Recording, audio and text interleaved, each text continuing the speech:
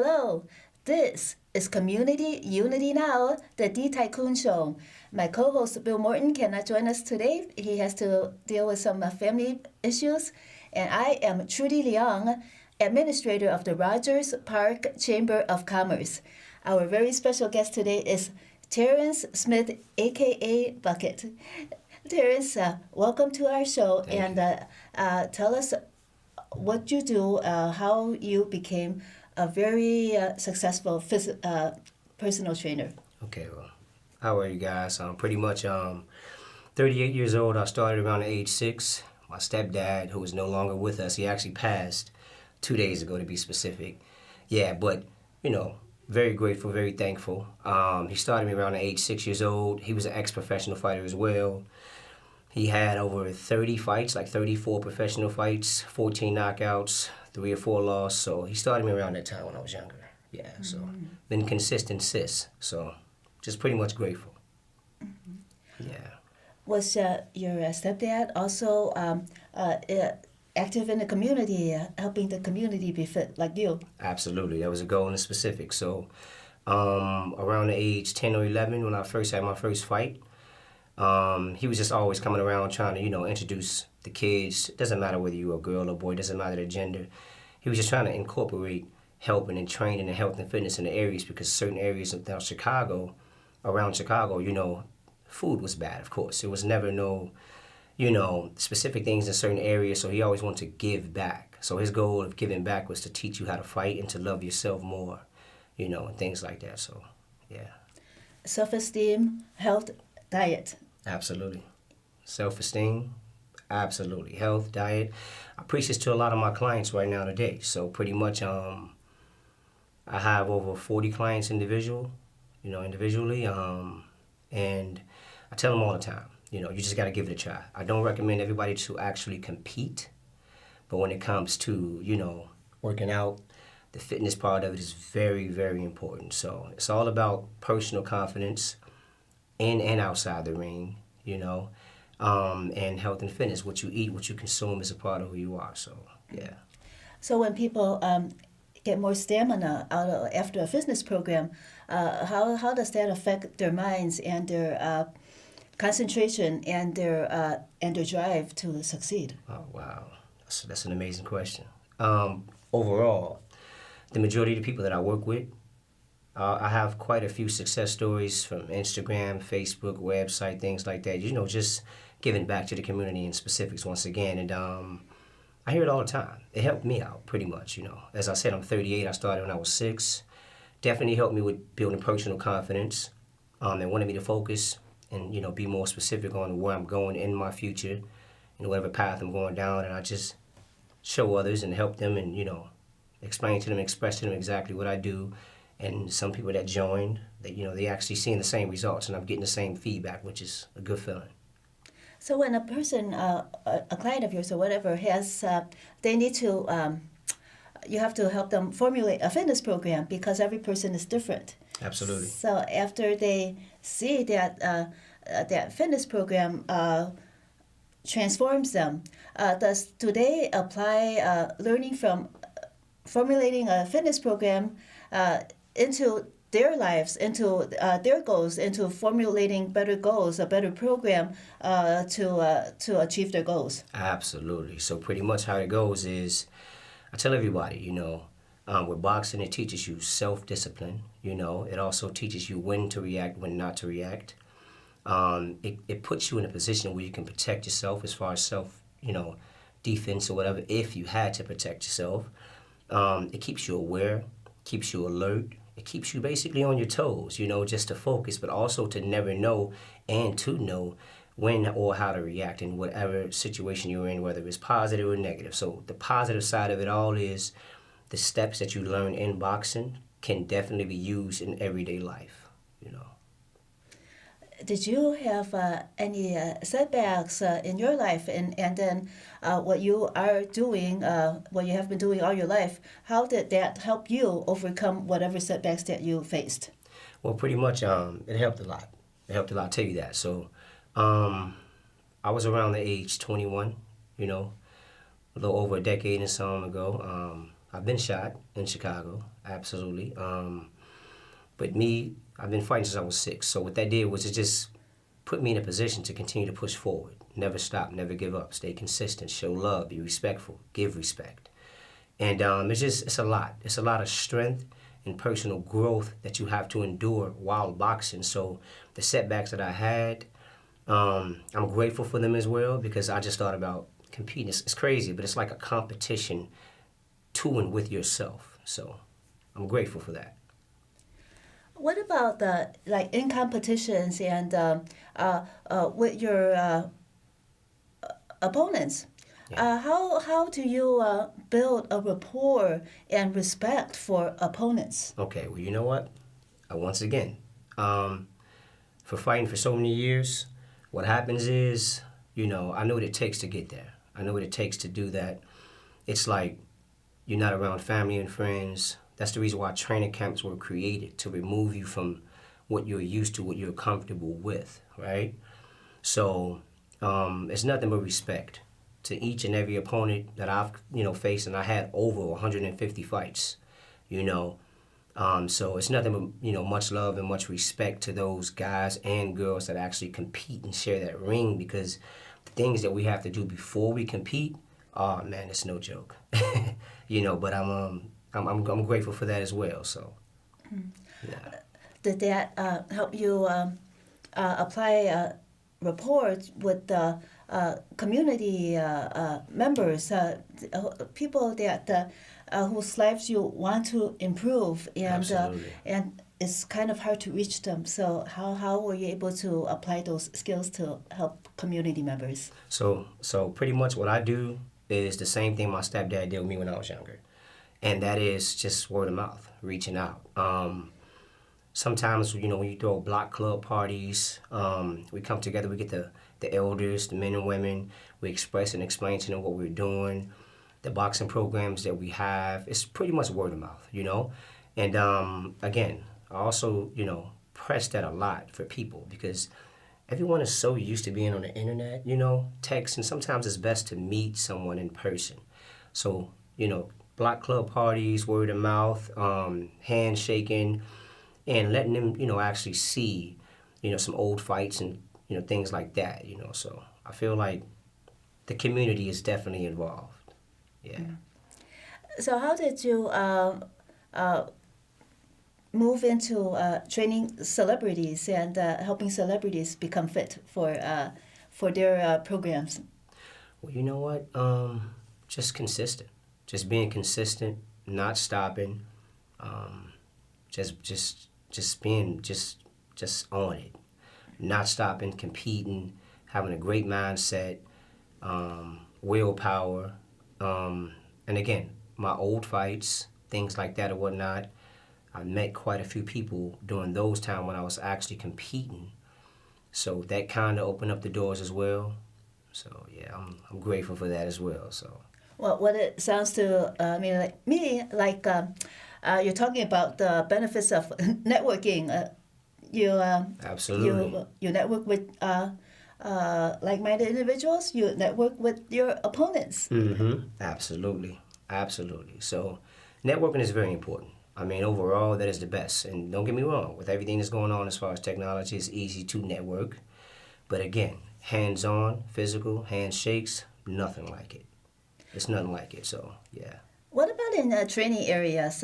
Do opponents ever train together, like maybe in a fitness area? Absolutely. Absolutely.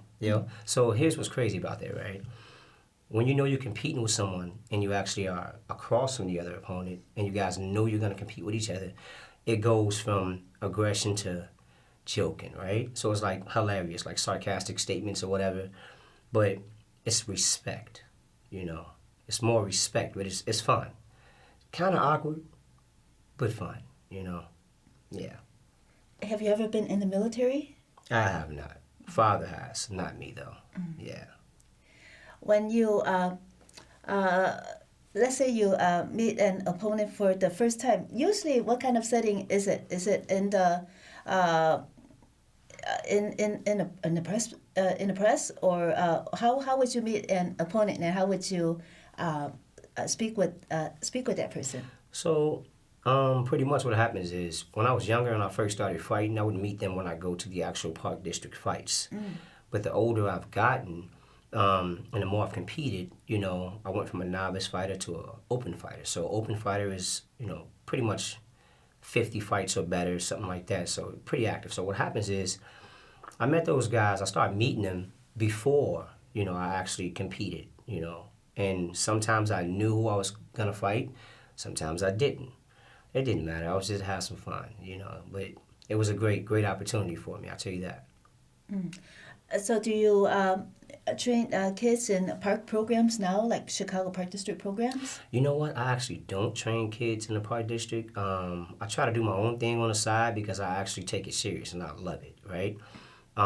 Too busy. Yeah, Very busy. Yeah, very. I love it. I absolutely love it, So I don't train in the park districts anymore. I do not work with those guys as well, but I do respect and love what they're doing. I do my own thing, and absolutely I help the community and other kids and adults train with me as well. I have a few people, that can give you plenty of success stories on how it helped them health-wise and also in school as far as academics because of discipline. So, yeah. Well, I guess discipline also crosses into diet too. It's very hard to keep healthy diet. So, what is your advice to people and community members about that? Well, that's a great question. Quite a few things. One is we need to start pressing and pushing forward longevity, right? With longevity, the whole goal in specifics is what you consume for the most part. It's just eating better, talking to people, have them to focus and just communicate with them every now and then. Give them substitution snacks. Other than candy, give them fruit. You know what I mean? Other than going to buy a juice, smash the fruit, get a juicer.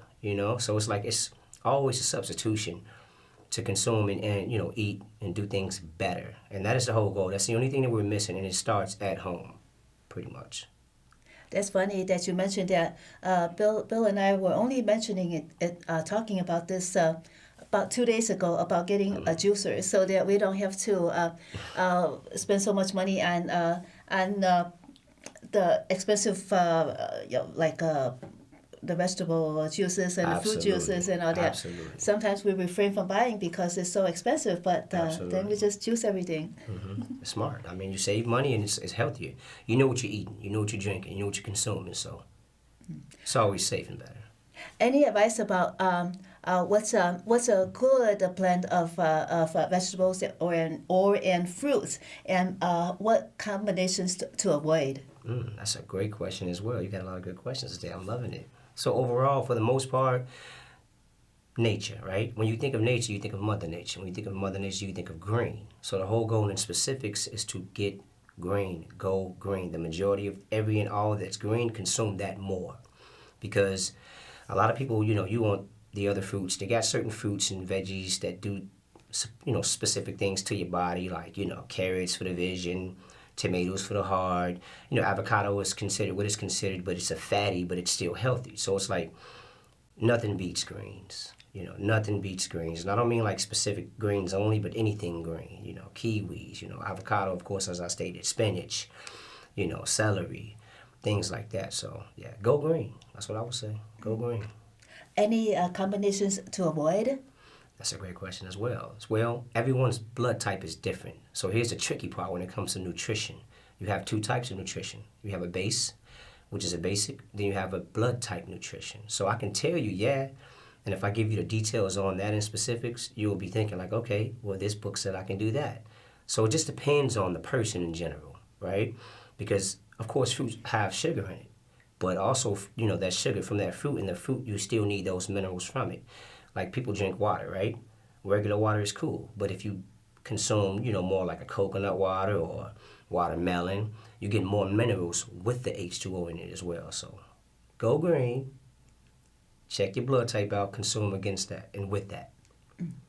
I work at a grocery store, and then I see the watercress greens that some customers buy for their cats, but I know that it's good for as humans as well. Mm-hmm. What's your opinion on watercress greens?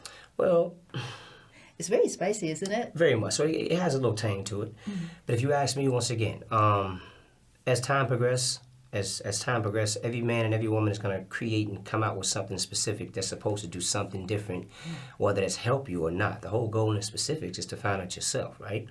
So you have to do your personal research, because sometimes the things that are best for us doesn't taste as good, right?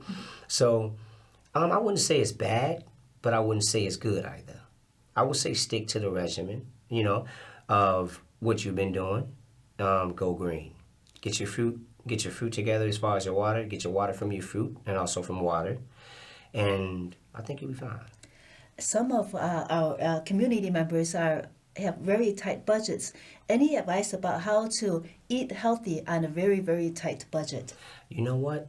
That's another great question. I love this. All right, so pretty much what you do and how you do it, if you ask me, personally, before I was able to, purchase certain foods, whatever the case may be, as adults and for adults, even teenagers, just research on the cost. And what you do is you cross-manage. So it's like, hey, if I go to Mariano's, I know I need to consume this fish here. The salmon there may be fresher, right? Which is always good, right? But sometimes when you buy it frozen, it's not as good. That doesn't necessarily mean it's bad. So you just look up and you do your personal research on the dates of the food and, the nutrition facts of the food. And then, you do your dates and your research on the price matches. And then, pretty much that's how you do it. So just study the food. Look at certain places. You got Aldi's, you got Trader Joe's, you got Joe Lasco, Mariano's, there's so many. So, yeah. What about the foods that like meats? Is there any recommendation? How much meat versus how many fruits and vegetables? There is that blanket one that they're always mentioning. But is it different for you that you've seen over the years with your clients? Absolutely. So once again, that's a tricky question, and I'm going to answer yes and no. I'm going to start with yes first. It's different because I've trained so many people so many different ways. But what I do is I take notes. So, example, I have a friend of mine. I helped him lose 78 pounds, right? And he did this in 6 months, right? 78 pounds. I only train him once or twice a week, something like that. But he eats better. And I always tell him, just love yourself, right? So he tried the regular diet, right? So he was intaking, I believe, his whole goal was to burn 600 active calories a day, things like that, and stay away from red meat, do more fish. And then that worked a little bit. But I noticed when he ate according to his blood type, and then he gave that a try, he lost weight faster, which is crazy because it was asking him to eat more protein. So that varies depending on your genetics. Mm-hmm. That's very important. A lot of people are not into the eating right for your blood type diet, but you will be so surprised at how much more energy you'll have if you just give it a try. And for some people, it's not as effective because some of the things that they're not supposed to eat, they actually find out later that they're allergic to. Mm. So you gotta be careful, So yeah. When people have their diets and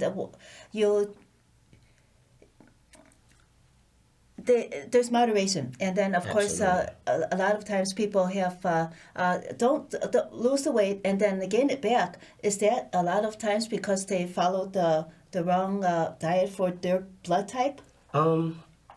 That's a factor. It's not always 100% facts, but that's definitely a factor. And sometimes it happens and sometimes it doesn't. It just depends on the person and genetics. That is definitely true. Mm-hmm. And for blood type, so there's how many blood types? 4, and then each blood type has a different kind of... Each one, which is very interesting. But yes. The most common blood type, I think, is O. So what is like the ideal diet for a blood type O person? Okay, so here's what's beautiful. I'm the O person. So that's easy. I love it. So I try to stay away from red meat, right? And I realized when I stayed away from red meat, and I did the pescatarian diet for a while, 2 or 3 years. I felt pretty good. I wasn't as strong. I started eating according to my blood type and realized, like, oh, I can eat lamb. Yes. I started consuming lamb, right? I found myself getting stronger. I'm like, oh, okay. So lamb, okay. You got venison. You have green beans, certain beans you can consume as well, because you get your protein from that as well. And it's quite a few things. tell you things to stay away from. You can't really drink liquor. We shouldn't do that anyway. Well, I think we're almost ran out of time. Terrence Smith, aka Bucket, if our viewers want to learn more about you, where should they go? So you can check my Instagram out at terrence.fightclub, TERRENCE.fightclub. That's me, Terrence Fight Club, terrence.fightclub. This has been Community Unity Now, the D Tycoon Show. I am Trudy Leong, Administrator of the Rogers Park Chamber of Commerce. Thank you so much, Terrence Smith, for joining us. Thank you for watching, and we'll see you again next week.